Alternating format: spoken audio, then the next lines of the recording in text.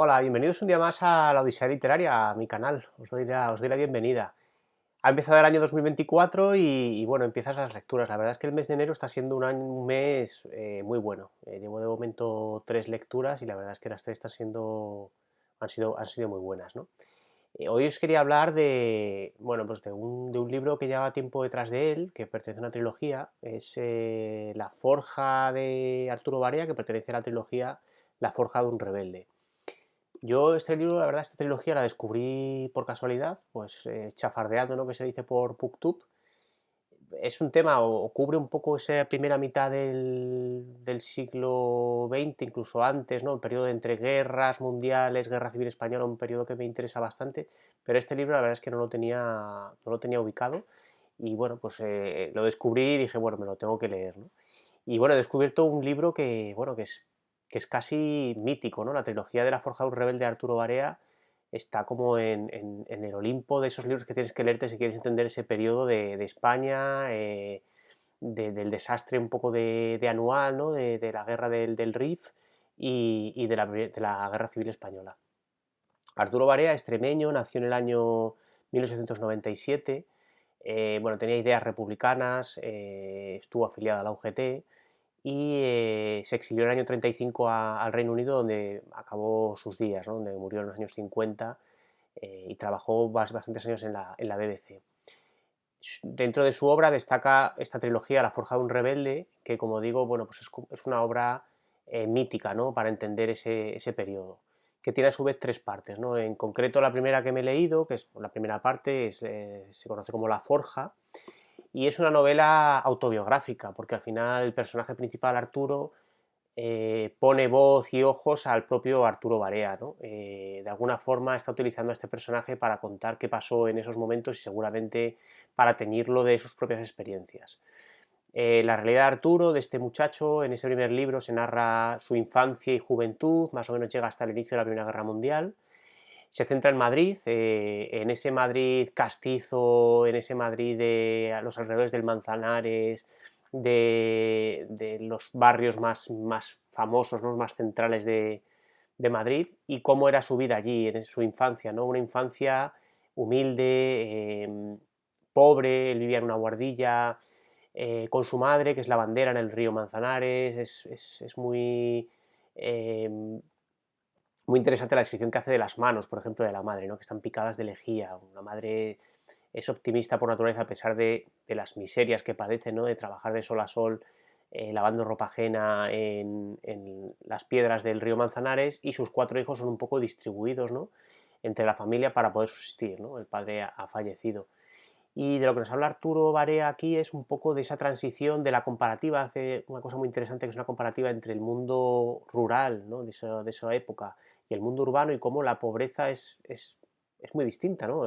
Todos son pobres, pero la percepción es muy distinta. En el pueblo pues tienen campos, tienen huertas, la comida es mucho más variada, nadie pasa hambre, vives mucho de la tierra, mientras que en la ciudad has perdido ese vínculo con la tierra y realmente vives casi de la caridad, ¿no? Vives al día, y tu calidad de vida es muy inferior, ¿no? Esto es interesante, como en este mundo de lo que se habla de la España vaciada, ¿no? De que todos nos concentramos a nivel mundial en las grandes ciudades y que el mundo rural se va vaciando.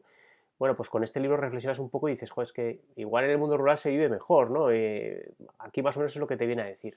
El personaje Arturo, bueno, pues es un niño modélico. Al final es un gran estudiante, es un niño muy obediente que sigue las reglas, estudia en las escuelas pías, donde tiene una beca y un poco, bueno, le aprovechan como imagen, ¿no? Para conseguir ayudas y fondos porque es muy buen estudiante. Él, que quiere mucho a su madre, sin embargo, no vive con ella porque al final vive con unos tíos que son los que le van a mantener y pagar la educación. Y bueno, es un poco esas costumbres de la época en la cual la madre trabaja para una tía, ¿no? Y no es un familiar, sino que realmente es una sirvienta, ¿no? Son esas relaciones familiares que se daban en esa época, ¿no? ¿Y de qué nos habla el libro? Bueno, nos habla describe esa juventud e infancia de Arturo, ese paso un poco de la inocencia a darse cuenta de lo que pasa en el mundo, de las desigualdades, de la lucha de clases, el hambre, un poco incluso de la política, la que ya a la parte final del libro ya se va introduciendo, y que le va a ir, como dice el título, forjando su alma, ¿no? Forjando su manera de ser, su manera de creer, sus ideales, ¿no?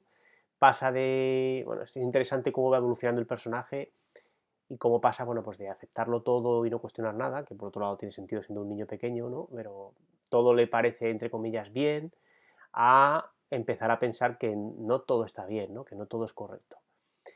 El relato de Arturo Barea es muy rico para los que somos de Madrid, pues te retrata fantásticamente bien el Madrid de esa época, el de los pillos, el de la vida en la calle, el de los juegos tradicionales, el peso que tenía el Manzanares que ahora pues no lo tiene, los mercados, bueno, es muy interesante, llegas a percibir incluso los olores, ¿no? Y los colores, tiene una manera muy buena de describir.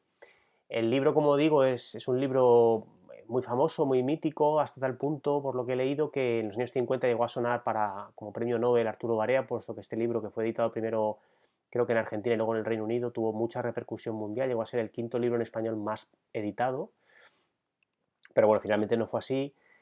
Arturo Barea tuvo que exiliarse en el año 35, como decía, se fue con su mujer a vivir al Reino Unido y se fue con una gran pena en el corazón, ¿no? De ver que su España, bueno, pues estaba siendo arrasada, ¿no? Por la lucha, ¿no? La lucha política, por la guerra civil española, ¿no? Se fue con mucha pena y desde el exilio, desde el Reino Unido, un poco era un altavoz para hablar de, bueno, pues de lo que sucedía, ¿no? Era la voz de habla hispana de la BBC.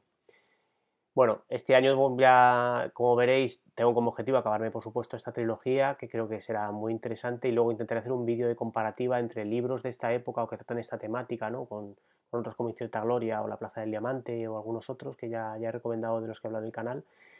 Bueno, pues para ver las diferentes perspectivas, ¿no? de lo que sucedió en aquella época y de cómo era la vida real, ¿no? Cómo era la vida del pueblo llano, lo que se sufría y las desigualdades sociales que había y que fueron pues, el caldo de cultivo para suceder lo que sucedió.